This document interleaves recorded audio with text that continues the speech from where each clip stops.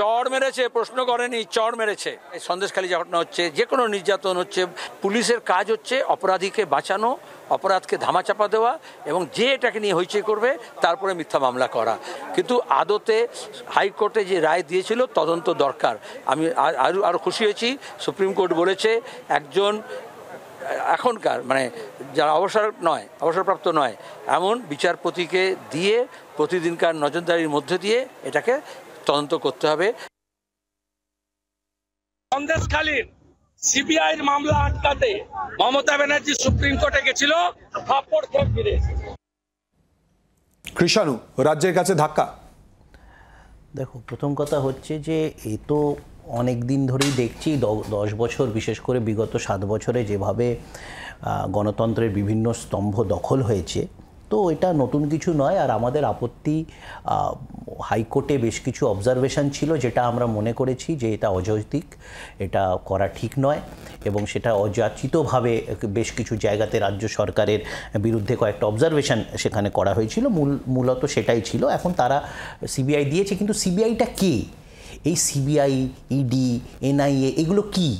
এগুলো তো একটা বিশেষ রাজনৈতিক দলের অস্ত্র এবং এটা বারবার প্রমাণিত হয়েছে, নতুন করে তো নয়।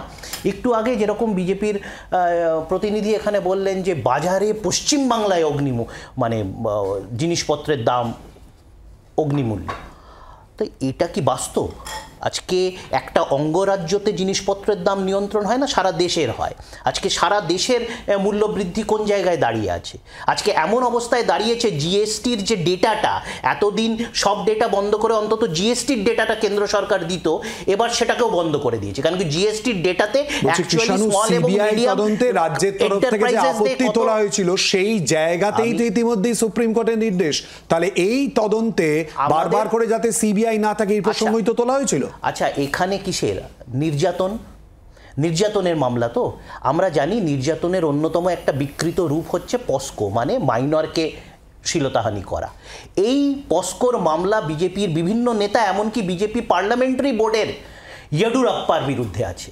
আচ্ছা, পস্কোর মামলাতে তাকে গ্রেপ্তার করা হয়নি। এই ঘটনায় রাজ্যের কাছে ধাক্কা কি? শাসক দলের কাছে ধাক্কা কি? আমি আবার বলছি, এইসব বিজেপির অঙ্গুলি হেলনের এইসব বিষয়গুলো রাজনৈতিকভাবে মোকাবেলা করার জন্যে তৃণমূল কংগ্রেস প্রস্তুত। আগেও আমরা বিভিন্ন সময় দেখেছি বিরোধীরা তো কোথাও মাঠে ময়দানে রাজনৈতিক আন্দোলনে নেই, তারা আছে হয় মিডিয়াতে নয় এজলাসে। তো সুতরাং এটা কিভাবে মোকাবিলা করতে হয় বিগত দিনেও আমরা দেখিয়েছি, আগামী দিনেও দেখাবো। তো সুতরাং এটাতে রাজনৈতিক কোনো আমরা চ্যালেঞ্জ মনে করছি না। কিন্তু হ্যাঁ, এটা যদি ন্যায়োচিত হতো, যদি দেশের মানুষ, বাংলার মানুষ দেখতো যে ন্যায় সকলের জন্য সমান, ন্যায়পালিকা সকলকে সমান দিকে দেখে, রাজ্য পুলিশের দিকে যদি তারা আঙুল তুলতে পারে, আমরাও সমানভাবে সিবিআই, ইডিকে যেভাবে দুর্ব্যবহার বা অপব্যবহার করা হয়েছে কেন্দ্র সরকার বিজেপির দ্বারা, সেটাও আমরা আঙুল তুলতে পারি। তো এখানে ন্যায়টা কোথায়, জাস্টিসটা কোথায় আছে?